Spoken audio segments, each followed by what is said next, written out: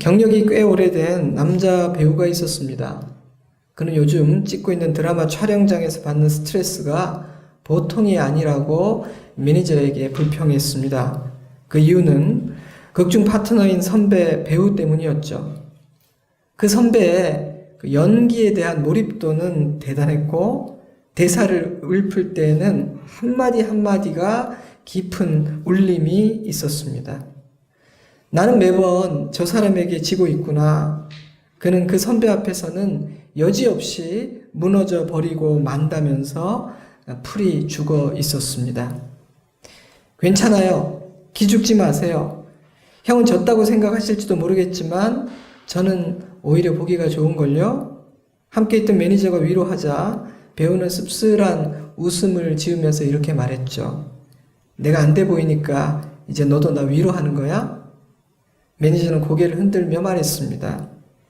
예전에는 대부분 신인들하고만 연기하셨잖아요. 다들 형을 선생님이라고 깍듯이 불렀죠. 형은 기계처럼 대사만 읊으면 촬영이 끝났고요. 심리적인 부담감이 전혀 없이 돈을 쉽게 벌었으니 형은 아마도 에이, 연기 별것 아니네 이렇게 생각했을 거예요. 항상 내가 이겼다고 생각했으니까요. 매니저의 말을 듣던 배우는 미간을 살짝 찌푸리며 생각에 잠겼습니다. 하지만 선배 연기자와 연기하면서부터 형은 겁을 내고 반성하고 긴장하기 시작했어요. 대사를 완전히 외우려고 노력했고요. 감독을 먼저 찾아가서 캐릭터에 대해서 토론하기도 하고 몸짓이나 표정 하나에 대해서도 깊이 연구했죠. 선배 앞에서 창피를 당하고 싶지는 않았으니까요. 형, 진짜 중요한 게 뭔지 알아요? 형이 연기에 대해 진지해지기 시작했고 전보다 훨씬 잘하게 됐다는 거죠. 그분 덕분에 형이 성장하게 되었으니 이보다 더 좋은 일이 어디 있겠어요. 그러니 너무 스트레스 받지 마세요. 형은 지금 성장하고 있으니까요. 작가는 자신이 전해 들은 이 이야기를 옮겨 적으면서 성장으로 가는 길, 그 길에서 이기고 지는 것은 아무런 의미가 없다. 성장하는 것이 가장 중요하다. 이렇게 썼습니다. 저는 그 이야기 아래에 성장이 가장 중요하다. 그러므로 우리는 우리의 인생에서 일어나는 좋은 일과 나쁜 일, 성공과 실패, 고난과 복, 승리와 패배, 이러한 현상 그 자체만을 주목해서는 안 된다. 과연 그러한 경험들이 나를 성장시키고 있는지, 내가 더 나은 사람이 되고 있는지를 주목해야 한다. 여러분은 자신이 성장하고 있다고 생각하십니까? 수많은 성공과 실패를 경험하였고 조금의 후회도 없는 그런 인생 여정은 아니었지만 그래도 내가 아주 조금씩은 전보다 나은 사람이 되어가고 있다는 생각이 드시나요? 예. 여전히 부족하긴 하지만 그래도 조금씩 나아지고 있다는 생각은 듭니다. 만약 여러분이 이렇게 대답할 수 있다면 여러분은 참 성공한 사람입니다. 그러나 그렇지 않다면 우리가 아무리 대단한 업적과 성취를 이루었다 할지라도 내가 잘 살아왔다 그렇게 말할 수는 없을 것 같습니다. 세월은 흐르고 있는데 조금도 성장하지 않고 있는 것만큼 불행하고 안타까운 일은 없기 때문이죠. 성장이라는 것이 그토록 중요하다면 우리는 어떤 면에서 성장을 해야 하는가? 내가 더 나은 사람이 된다는 것은 어떤 의미일까? 한마디로 정의하기는 쉽지 않지만 몇 가지 중요한 성장의 포인트들을 우리가 생각해 볼 수는 있는 것 같아요. 우리 그리스도인들에게 성장이란 무엇보다도 하나님을 더 깊이 더 넓게 알게 되는 은혜, 즉 하나님을 아는 지식의 성장을 의미할 것입니다.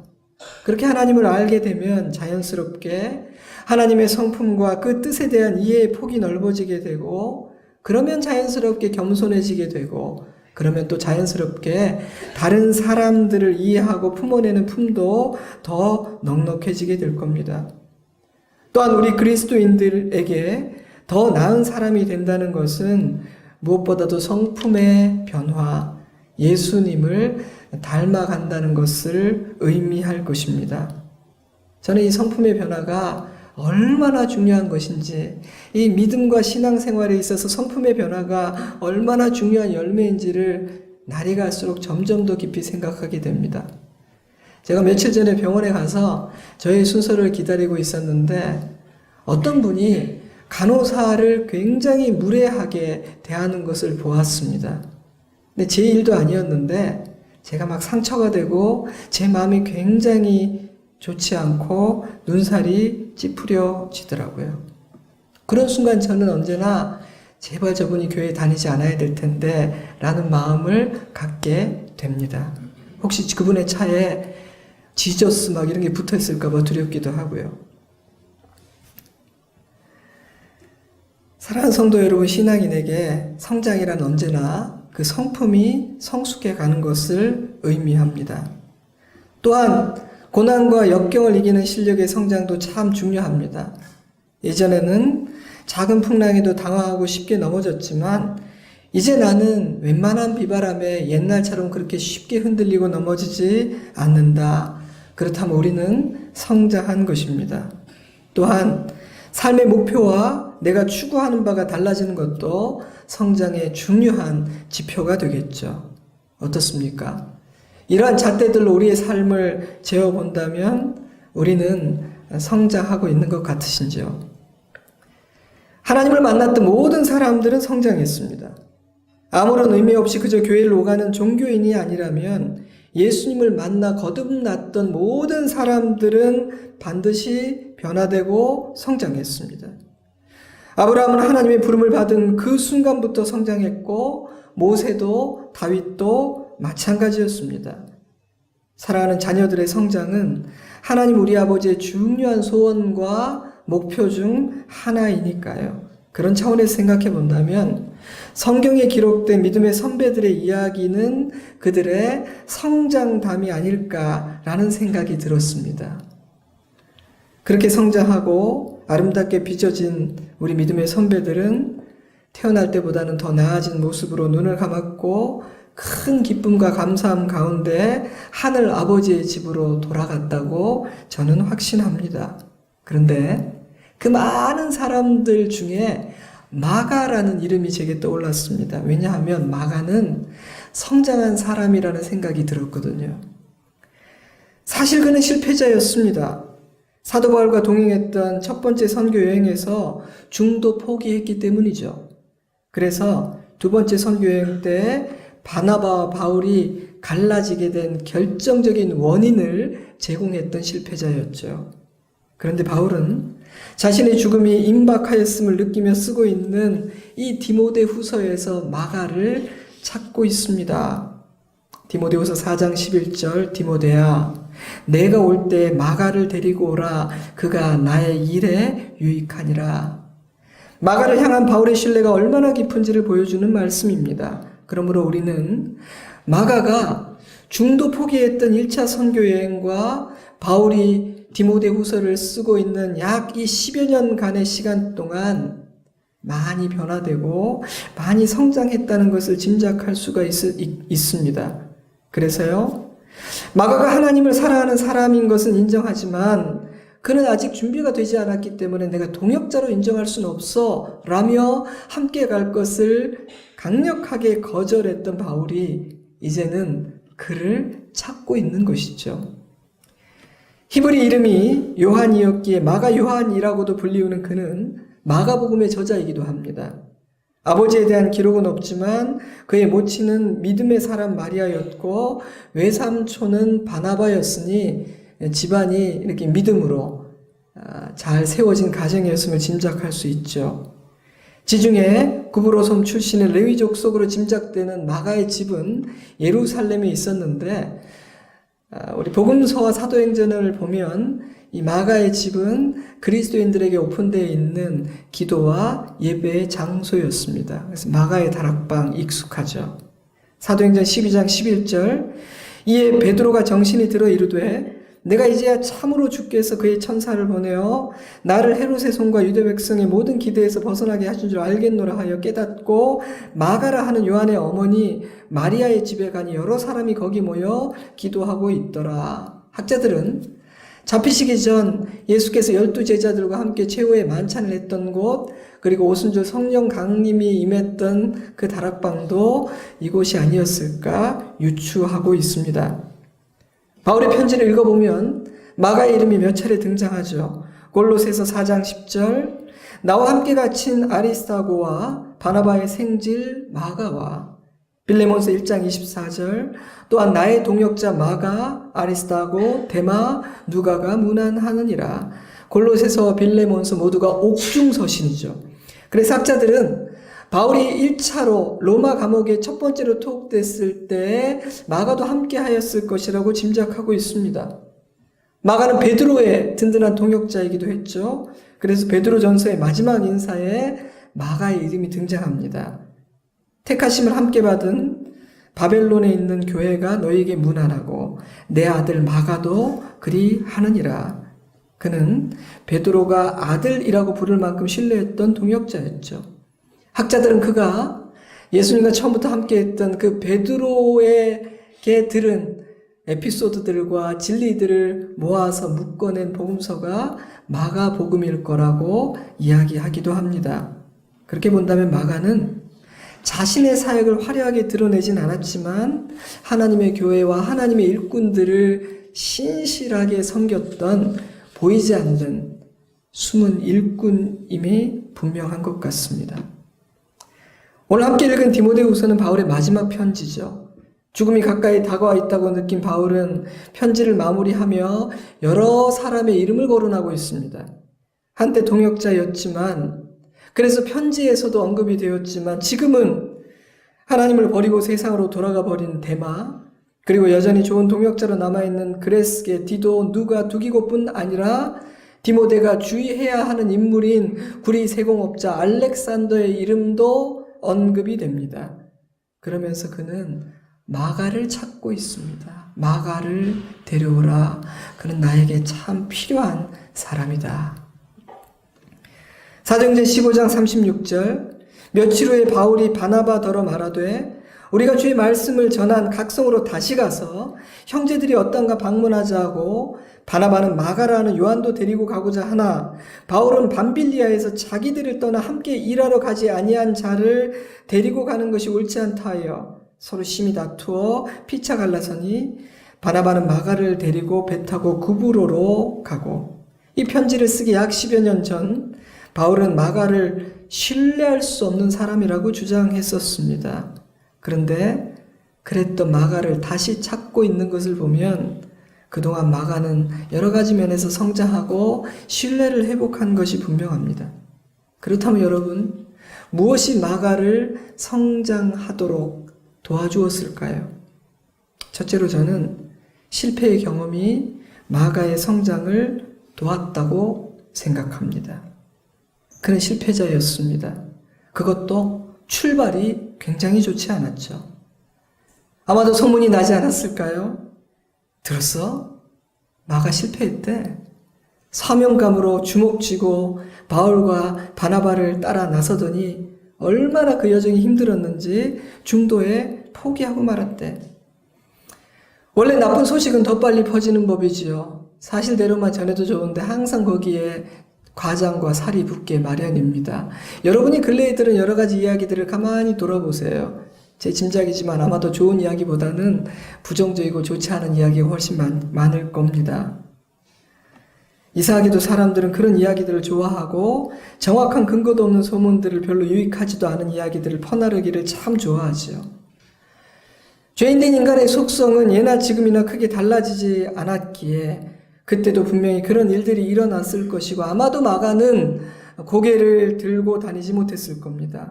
자신에게 많이 실망하여 그렇구나, 내가 이 정도밖에 안 되는 사람이었어, 그런 생각도 했을 거예요. 성경은 그러한 쓰라린 실패의 경험 이후에 마가가 어떤 생각을 했고 또 어떤 일들을 경험했는지에 대해서는 침묵하고 있습니다. 그러나 그 이후에 나타난 그의 변화를 보면 그는 실패의 경험에 주저앉아 있지는 않았던 것이 분명합니다. 그는 외삼촌 바나바를 따라 또다시 선교여행을 떠났다는 사실 역시 그것을 증명하죠. 그는 다시 길을 떠났습니다. 저는 그의 사역 초기 그의 출발점에서 경험했던 쓰라린 실패와 좌절의 경험이 그의 성장의 결정적인 양약이 되었다고 확신합니다. 그러한 실패의 경험 이후 그는 다시는 뒤로 물러서거나 포기하지 않았습니다. 바울과 함께했던 그 첫 번째 선교행보다 더 힘든 일이 없었기 때문이 아닙니다. 그가 달라졌기 때문입니다. 그가 성장했기 때문이죠.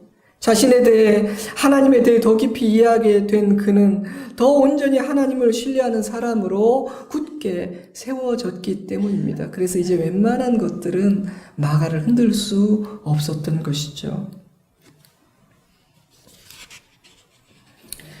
저는 성공보다는 실패가 성장의 양약이 된다고 믿고 있습니다. 성경을 보면 그렇습니다. 제 인생의 경험을 보아도 그렇습니다. 그리고 제가 만났던 성장했던 많은 사람들을 보아도 그렇습니다. 성경에는, 그리고 또 우리의 주위에는 성공이 아니라 실패와 고난과 자신의 한계와 연약함을 통해 성장한 사람들이 훨씬 더 많습니다. 그러므로 여러분, 실패했습니까? 한계에 부딪혔습니까? 어떤 어려움이 여러분 앞을 가로막고 있나요? 좌절하지 마세요. 오히려 내가 성장할 수 있는 절호의 기회라고 생각하십시오. 제가 확신을 갖고 말씀드리는데요. 성공은 우리를 조금 성장하게 할 수 있지만 실패와 고난과 나의 약함은 우리를 이전과는 전혀 다른 차원의 사람으로 성장시킬 수 있습니다. 적절한 비유인지는 모르겠습니다만 성공이 4기통 엔진을 가진 차라면 실패는 8기통짜리 강력한 엔진을 가진 차와 같은 것이죠. 저 역시 실패와 한계 앞에서 하나님을 더 깊이 생각하게 된 사람입니다. 저의 한계와 저의 실패는 오히려 저를 온전하게 하고 강하게 빚어 주었습니다. 그러므로 하나님께서 바울에게 주신 말씀은 진정 아멘이요 옳은 말씀입니다. 고린도후서 12장 9절 나에게 이르시기를 내 은혜가 내게 족하도다 이는 내 능력이 약한 데서 온전하여짐이라 하신지라. 그러므로 도리어 크게 기뻐함으로 나의 여러 약한 것들에 대하여 자랑하리니 이는 그리스도의 능력이 내게 머물게 하려 함이라. 그러므로 내가 그리스도를 위하여 약한 것들과 능욕과 궁핍과 박해와 곤고를 기뻐하노니 이는 내가 약한 그때 강함이라. 아멘. 이것은 모든 하나님의 자녀들에게 해당되는 말씀입니다. 그러므로 우리의 실패와 우리의 한계와 우리의 약함이 우리를 주저앉게 만들 수는 없습니다. 하나님은 오히려 그러한 것들을 도구로 삼아 우리를 성장시키고 강하게 하고 온전하게 만드시기 때문입니다. 그러니 실패와 한계와 고난의 순간 나를 빚어내시고 온전케 하신 하나님이 나와 함께 하고 계시다는 사실을 기억하십시오. 그러면 상황을 보는 여러분의 관점이 달라질 수가 있을 거예요. 하지만 실패와 역경을 마주하는 우리의 자세와 실력 역시 굉장히 중요합니다. 왜냐하면 실패와 고난과 한계와 연약함이라는 상황 앞에서 내가 어떤 반응을 하느냐에 따라 그 과정과 결과는 굉장히 달라질 수 있기 때문이죠. 내 반응과 내 실력이 굉장히 중요해요. 그냥 그 실패 자체가 나를 성장시키는 것은 아닙니다. 1981년부터 20여 년간 제네럴 일렉트릭 GE를 이끌었던 잭 웰치는 전설적인 경영자로 꼽히는 사람입니다. 한때 포춘지는 그를 이렇게 평가했죠. 그는 동시대에 가장 널리 존경받고 연구되고 모방되는 CEO이다. 그가 재계에 미친 영향력은 정확히 측정하기는 어렵지만 적어도 그가 GE에서 보인 성과보다는 훨씬 더 클 것이다. 그러나 그도 한계와 실패를 통해서 성장한 사람이었습니다. 1971년 잭 웰치가 가장 유력한 승진 대상으로 고려되고 있을 때 GE의 인사부장은 그에 대해서 아주 부정적인 보고서를 작성했다고 해요. 웰치는 오만하고 독선적이며 노력과 팀원들의 뒷받침보다는 자신의 재능에 지나치게 의존하는 사람이기에 그를 승진시키는 데에는 평균 이상의 위험이 수반된다. 그가 승진하는 것이 이 조직에 유익하다고 확신할 수 없다. 이 치명적인 보고서죠. 자신감이 넘쳤던 웰치는 그럼에도 불구하고 승승장구했고요. 자신은 그 어떤 실수도 저지를 수 없다고 믿었기에 확신을 가지고 월스트리트의 투자은행인 키더 피바디를 인수하게 됩니다. 그러나 그것은 지위에 수억 달러의 손실을 안기는 재앙과도 같은 선택이었죠. 그의 경력의 치명적인 오점이었습니다. 그러나 그는 그 실패를 통해서 성장하게 됩니다. 자신감과 자만심이 종이 한 장 차이라는 것을 깨닫게 되고요. 겸손함과 열린 마음이라는 가치의 소중함을 배우게 되죠. 그래서 그는 인간적으로도 성숙하게 됩니다. 새로운 자세로 더욱 열심히 일하던 웰치에게 CEO가 될 기회가 찾아왔습니다. 3명의 후보자가 있었는데 그 3사람은 자신들이 가장 적임자라는 것을 어필해야 됐죠. 아마 이전에 잭 웰치라면 그는 자신의 능력을 드러내면서 그동안 이루어왔던 업적과 성과들을 나열하는 보고서를 프리젠테이션했겠죠. 하지만 달라진 웰치는 어떤 면을 어필했냐면요. 자신은 아직도 성장이 끝나지 않은 사람이고 자신은 앞으로도 계속 성장할 것이며 그러한 자신의 성장 가능성을 주목해 달라고 말했습니다. 그는 CEO가 되었고 끝없이 성장하는 사람이 되겠다는 약속을 지켰고요. 좋은 CEO가 될 뿐 아니라 이전보다 더 나은 인간이 되었다고 합니다. 스탠퍼드 대학의 심리학과 교수인 캐롤 드웩은 성장 마인드셋을 가지는 것이 굉장히 중요하다고 표현해요. 그리고 그 성장 마인드셋이라는 것이 우리의 인생을 바꾸어 준다고 강조합니다. 성장 마인드셋을 가진 사람에게도 실패는 고통스러운 경험입니다. 그러나 성장 마인드셋에서는 그 실패가 당신을 규정하지는 않습니다. 실패란 단지 마주해서 처리해야 될 대상이며 또한 그로부터 배움을 얻을 수 있는 문제일 뿐입니다. 저는 미식축구를 잘 알지 못해요. 하지만 미국인들에게 이 미식축구가 차지하는 그 위치와 영향력은 여러분들이 상상하는 그 이상인 것 같아요. 미네소타 바이킹스라는 미식축구팀의 선수였던 짐 마샬이라는 사람은 정말 기억하고도 쉽지 않은 엄청난 실수를 시합 도중에 저지르고 맙니다. 자기에게 공이 확 날아오는데요. 점수를 따내고 터치다운을 위해 사게 막 뛰어갔는데 뛰어가다가 자기가 반대쪽으로 뛰어가고 있다는 것을 발견한 거예요. 깨달은 거예요. 전국에 생중계되고 있고 수많은 사람들이 보고 있는 그 중요한 순간에 상대팀에게 점수를 주는 너무나 엄청난 실수를 저지른 것이죠. 말할 수 없이 치욕적인 실수였습니다. 때문에 사람들은 그의 멘탈이 완전히 무너져서 이제 남아있는 경기를 포기할 거라고 생각했죠. 하지만 그는 하프타임 때 여러 가지 생각을 하며 마음을 가다듬습니다. 실수를 저질렀으니 바로 잡아야지. 아직 후반전이 남아있으니까 내가 지금 결정을 해야겠어. 이대로 주저앉을 것인지 아니면 후반전에 최선을 다할 것인지.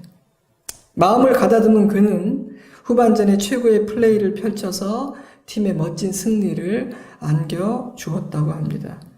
캐롤 드웩 교수는 마샬은 그의 부끄러운 실패의 경험이 자신의 남은 삶 전체를 규정해 버리도록 허락하지 않으므로 더 나은 선수가 되고 더 나은 인간이 될 수 있었다고 말하더라고요. 사랑하는 성도 여러분, 우리는 살아가면서 크고 작은 실패들을 경험하게 됩니다. 나의 한계와 약함과 고난이라는 예기치 않은 장애물들과 마주하게 되기도 하죠. 그러나 여러분, 그 순간 절망하거나 포기하지 마십시오. 그 실패와 한계가 여러분을 규정하도록 허락하지 마십시오. 하나님은 그러한 장애물들을 우리를 성장시키시는 도구로 사용하십니다. 하나님은 언제나 우리에게 새로운 기회를 주십니다. 제가 어떤 책에서 읽은 참 인상적인 이야기를 나누고 싶어요. 어떤 분이 파도 타기를 배우고 있는데 진짜 괜찮은 파도를 놓치고 너무나 불안하고 초조하고 아쉬워서 절망하고 있을 때 코치가 다가와서 이렇게 이야기를 해주더랍니다. 다케다 씨, 파도 놓쳐서 아쉽죠? 하지만 너무 초조해하지 마십시오. 제가 오래 파도 타기 코치를 해봐서 아는데 파도는 반드시 다시 옵니다. 그러므로 여러분, 파도를 타다가 넘어졌다거나 정말 좋은 파도 같은데 내가 못 쳤다고 해서 절망하고 포기하고 후회하는 인생을 살지 마세요. 그것을 하나님께서 우리에게 보내주시는 다음 파도를 탈 수 있는 기회로 삼고 성장의 기회로 삼으셔야 합니다. 그러나 실패에 대한 우리의 반응이 중요하죠. 그러므로 주님의 뜻을 헤아리고 자신을 깊이 성찰하면서 청산해야 될 모든 것들을 청산하고 새롭게 걸어가야 할 그 길을 바라보는 용기가 우리에게 필요합니다.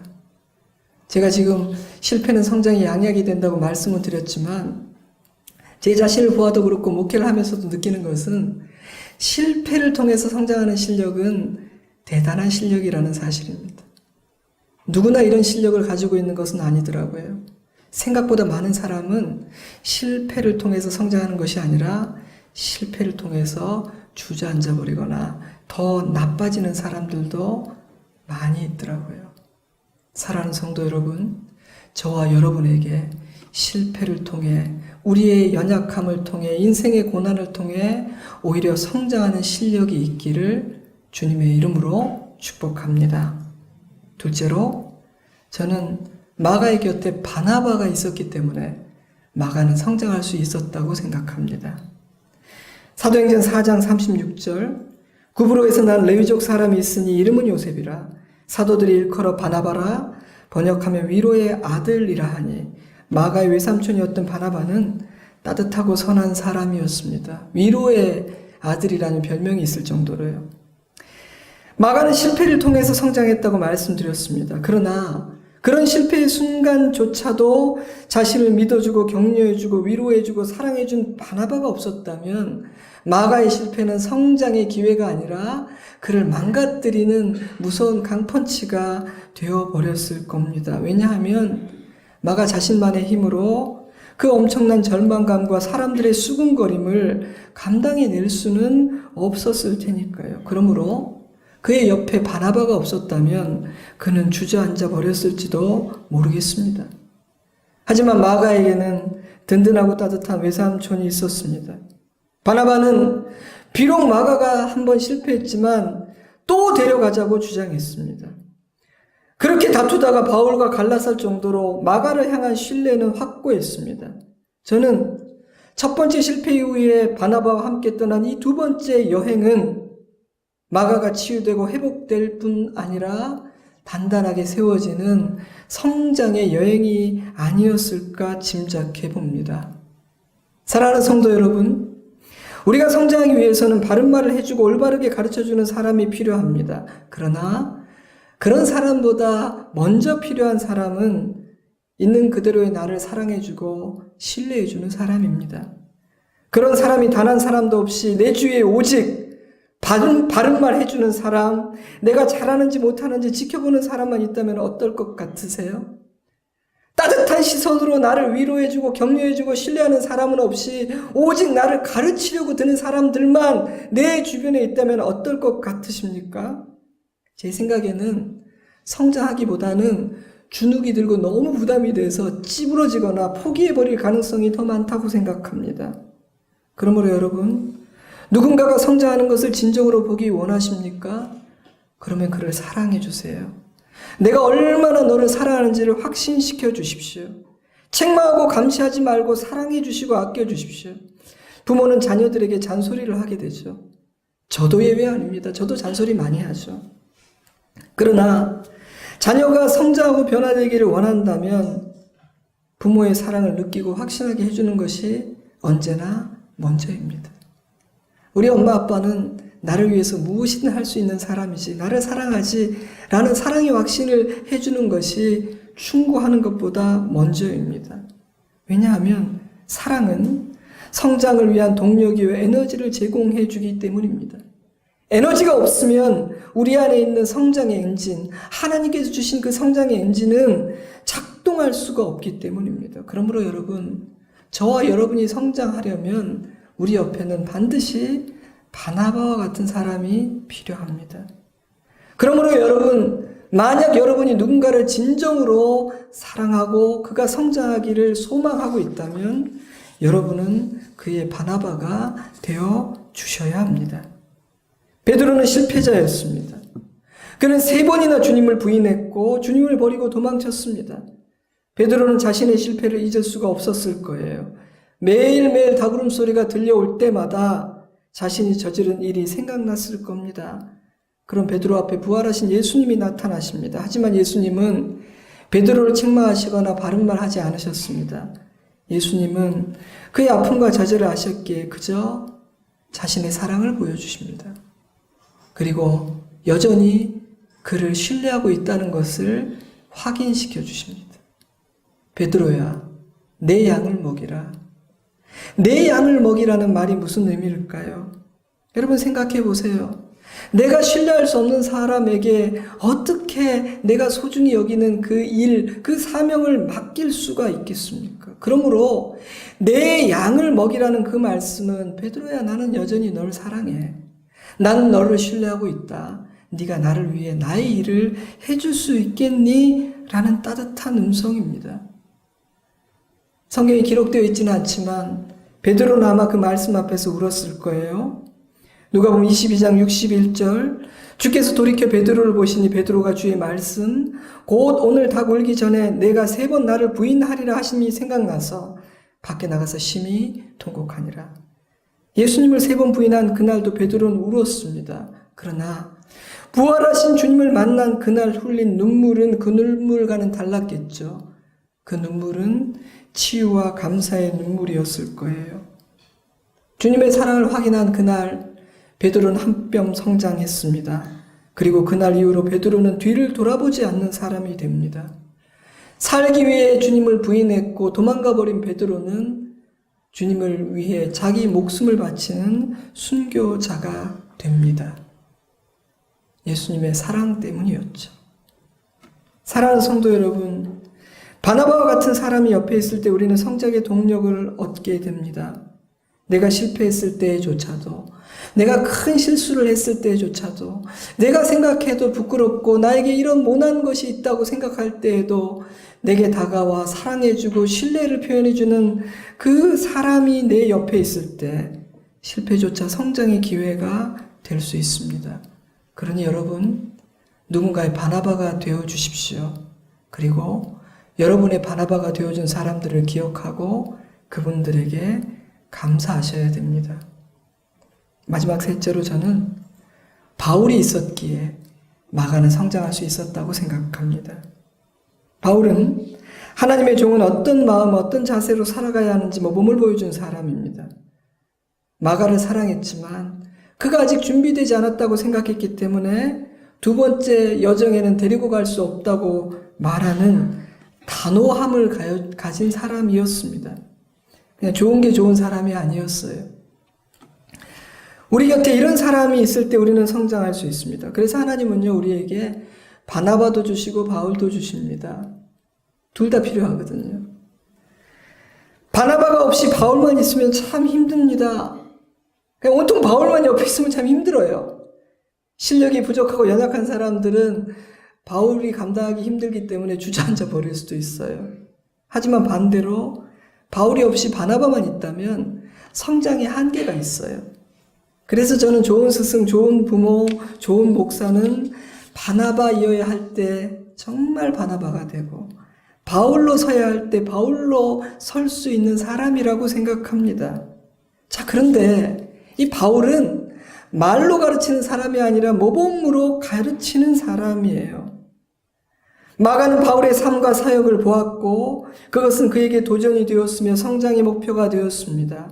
마가는 그렇게 성장해서 바울과 베드로의 동역자가 되고 마가복음의 집필자가 되죠. 얼마나 놀라운 일인가요? 사랑하는 성도 여러분, 여러분의 옆에 바울이 있습니까? 여러분에게 바울과 같은 사람은 누구일까요? 바울 하면 저도 생각해 보았어요. 나의 바울은 누구인가? 그리고 나에게 바울은 어떤 사람일까? 저는 이런 결론을 내렸습니다. 바울은 내가 생각할 때, 와, 내가 저 사람처럼 살기는 좀 어렵겠는데? 라고 생각하게 만드는 사람이 나의 바울일 수 있겠다는 생각이 들었어요. 다르게 표현하면 내 기준을 높여주는 사람이에요. 여러분, 기준이 높은 사람이 내 옆에 있다는 것은 참 불편하고 부담스럽기도 하지만 나의 기준을 높여주는 사람과 함께 있다는 것은 큰 축복이기도 합니다.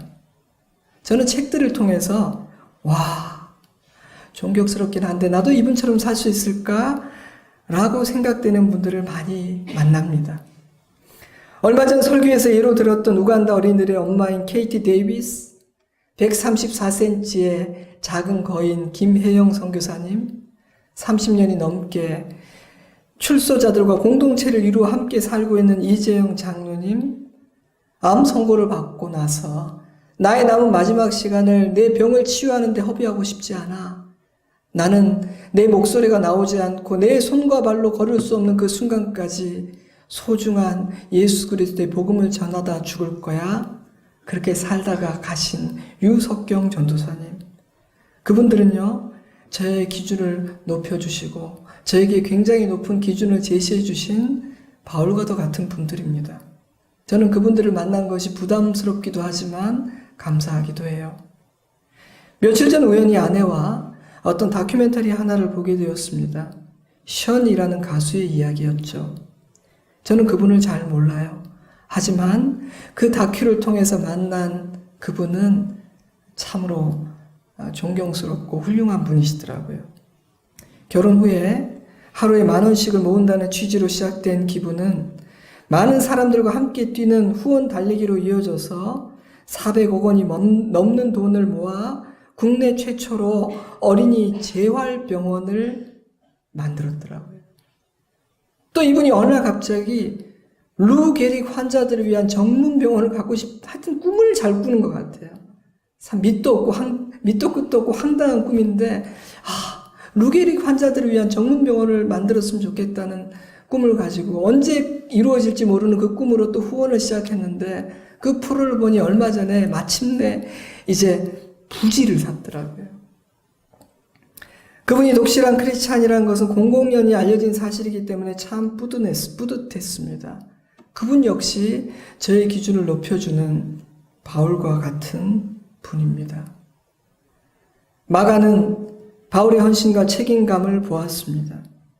자신은 너무나 힘겨워서 포기할 수밖에 없는 그 길을 완주해내고 다시 출발하고 또다시 출발하고 또다시 출발하는 바울을 보았습니다.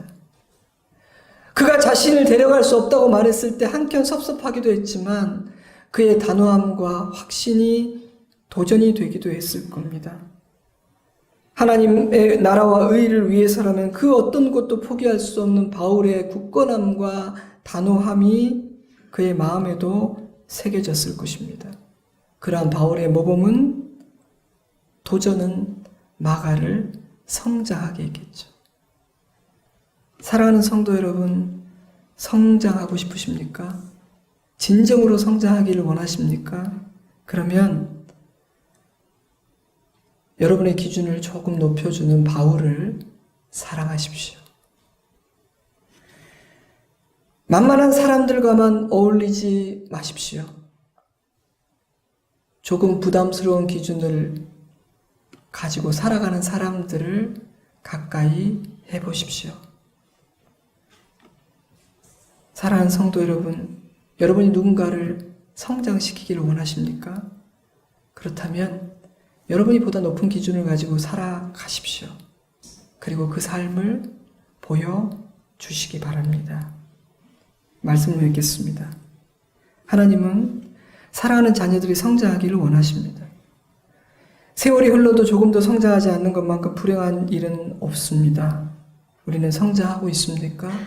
우리는 더 나은 사람이 되어가고 있습니까? 성장이 우리의 소원이 되었으면 좋겠습니다. 하나님의 은혜의 손 아래에서는 모든 것이 성장의 도구가 될 수 있습니다. 심지어 실패와 좌절, 우리의 한계와 고난조차도 성장의 기회가 됩니다. 하나님은 우리를 자라게 하기 위해 사람을 보내주기도 하십니다. 바나바를 통해 사랑하고 위로해 주시고 바울을 통해 도전하시고 우리의 기준을 높여주십니다. 이 모든 것이 우리를 사랑하시는 하나님의 은혜입니다. 누가복음 22장 31절 시몬아 시몬아 보라 사단이 너희를 밀가부르듯 하려고 요구하였으나 그러나 내가 너를 위하여 내 믿음이 떨어지지 않기를 기도하였으니 너는 돌이킨 후에 내 형제를 굳게 하라.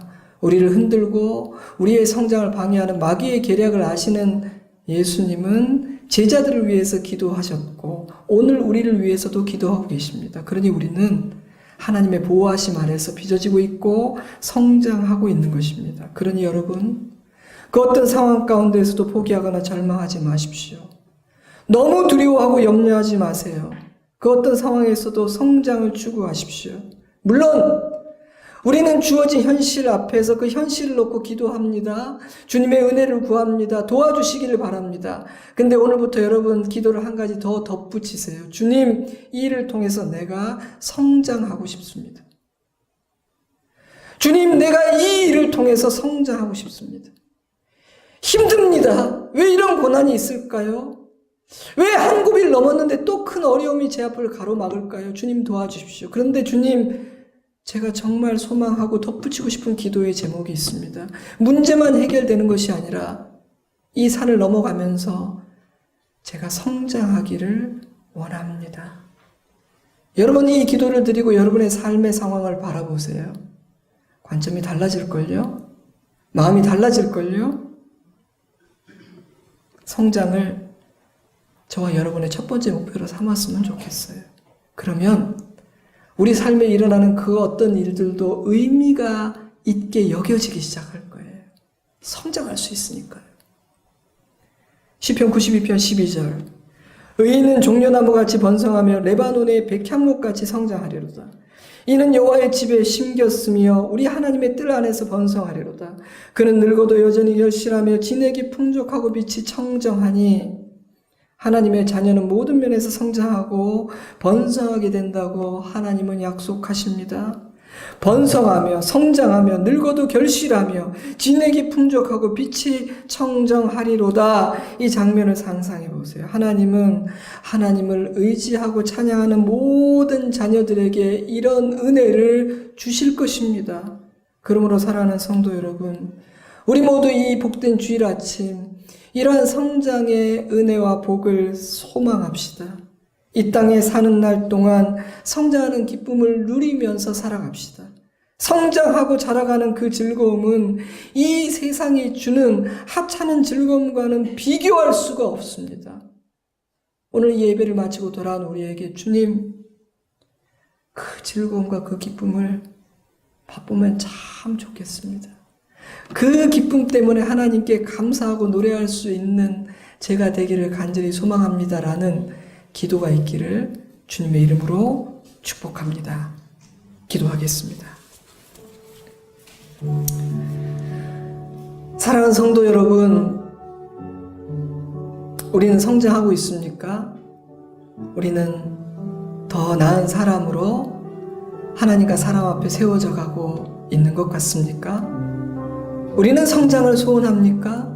우리는 우리의 인생 여정에서 마주하게 되는 모든 일들을 통해서 성장할 수 있고 하나님은 그것들을 통해서 나를 빚어내실 수 있다는 사실을 믿고 있습니까? 믿고 있기 때문에 성장에 대한 기대가 있습니까? 비록 이 짐은 너무 무겁고 언제 끝날까? 어떻게 감당할까? 싶기도 하지만 때로는 실패해서 좌절하고 부끄럽기도 하지만 아니야, 하나님은 이것을 통해서조차 나를 자라게 하시고 온전케 하시고 강하게 하시고 담대하게 하시는 분이야 라는 믿음으로 소망과 기대를 가지고 있습니까? 오늘 이 시간 주신 말씀을 생각하면서 성장이라는 렌즈로 내 인생을 바라보며 잠시 기도했으면 좋겠습니다. 소리는 크지 않아도 좋아요. 그러나 마음으로 기도하세요. 만약 이 사실을 깨닫지 못했다면 가르쳐 주신 것 감사하다고, 또 이렇게 기도하지 못해서 죄송하다고 기도하시고 성령이 이끄신 대로 잠시 기도하겠습니다. 함께 기도합니다. 아버지 하나님, 아버지 하나님, 아버지 하나님, 아버지 하나님, 아버지 하나님, 아버지 하나님,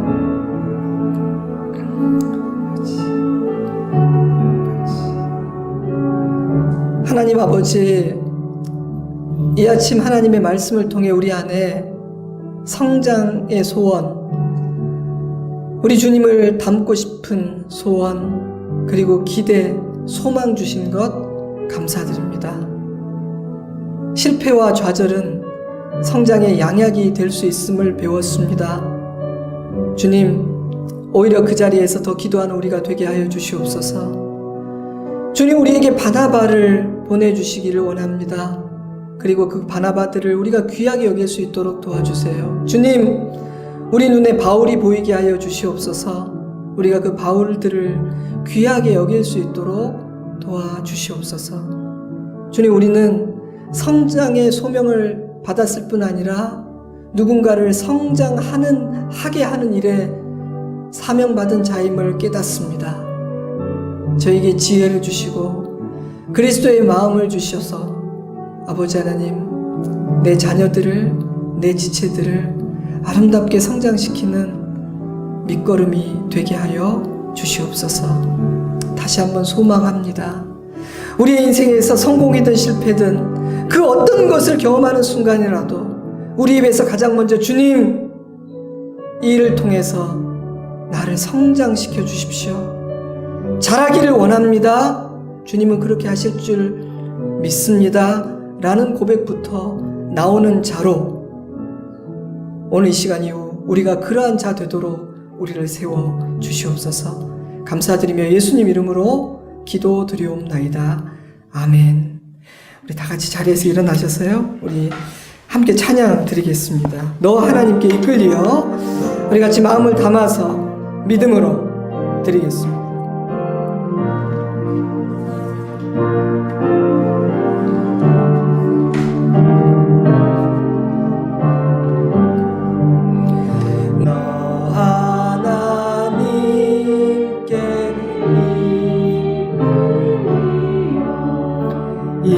일평생 주만 바라면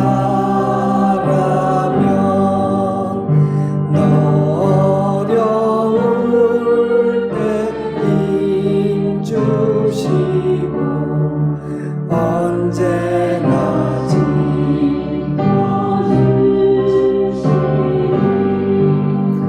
주 크신 사랑 믿는 자 그 반석 위에서 주 크신 사랑 믿는 자, 주 크신 사랑 믿는 자 그 반석 위에 마지막으로 주 크신 사랑, 주 크신 사랑